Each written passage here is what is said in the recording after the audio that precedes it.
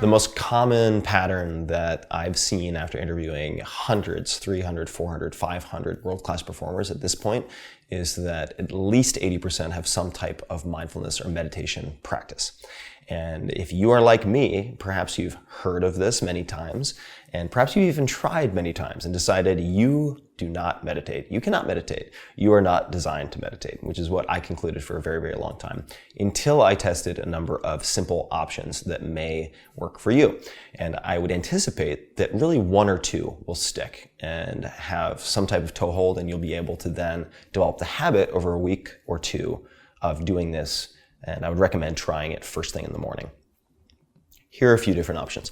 Number one is using an app of some type, and there are several that are well designed. Headspace would be one. The 10 in 10, that's 10 minutes per day for 10 days straight, is very effective. Calm is another. Insight Timer is yet another. There are many. On top of that, if you want to go straight to guided meditations, you could consider looking for Sam Harris. You could consider looking for Tara Brach, B-R-A-C-H. There are many different options and they range in length, so you can choose something that works for you.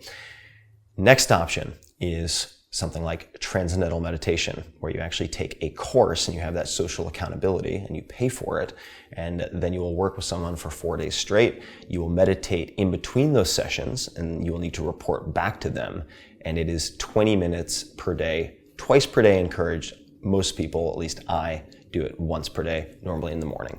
That is mantra-based meditation. Another option is picking one song that is very uplifting to you, like We're Gonna Party Like It's 1999 by Prince, which is the one I actually use in the early days. And you simply listen to that song first thing in the morning and focus on your breath. And you want to sit in a comfortable position. So I would sit cross-legged with my back against a wall. You could certainly sit in a chair. You could sit with your feet on the ground, hands on your thighs. It doesn't matter. You want it to be comfortable. Listen to that song, focus on your breath. And when you focus on your breath, this is very common advice. What does that mean? All right, we should get specific. So a few recommendations. You could focus certainly on feeling it in your lower abdomen. You could focus on feeling it in your chest. What a lot of people find helpful is actually focusing on feeling the breath, the inhale and exhale, right on the edges of their nostrils. And you might even notice that on the inhale, it's cooler, and on the exhale, it's warmer. Right? Those are two tips that I find very, very helpful. And the last recommendation I would make is actually twofold. So there are two super short options. Throughout the day, if you find yourself feeling stressed out or anxious, or if you're about to say something you might regret, take a 3-breath break. This is actually something I started doing. I had heard 10 breaths. That seemed excessive to me, which I know is funny, but I would pause to just focus on taking 3 deep breaths. That is a form of meditation and mindfulness, present state awareness training. The other is something called loving kindness meditation, or metta, M-E-T-T-A meditation. And this is very simple. Instead of focusing on yourself, you're going to focus on other people. This was a breakthrough for me and actually made a big difference in my entire experience and practice of meditation. And really all you're going to do is sit down, eyes closed, comfortably, and focus on envisioning someone you care for. That's where you start, a friend, family member, whoever it might be, and wishing them joy and happiness. You can do that any way you want.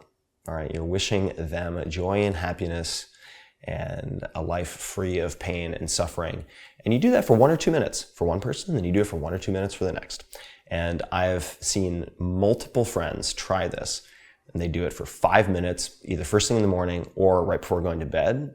And at the end of the week, they tell me that is the best week I've had in years. All right, so that's another option that you can test out. So those are, whatever it is, 6, 7, 8 different options. Try them all. You could try 1 a day for a week. Find one that sticks, and the imperfect program, the good program that you follow, is better than the perfect program you don't follow. So pick something simple, get started, and you can always add to it later.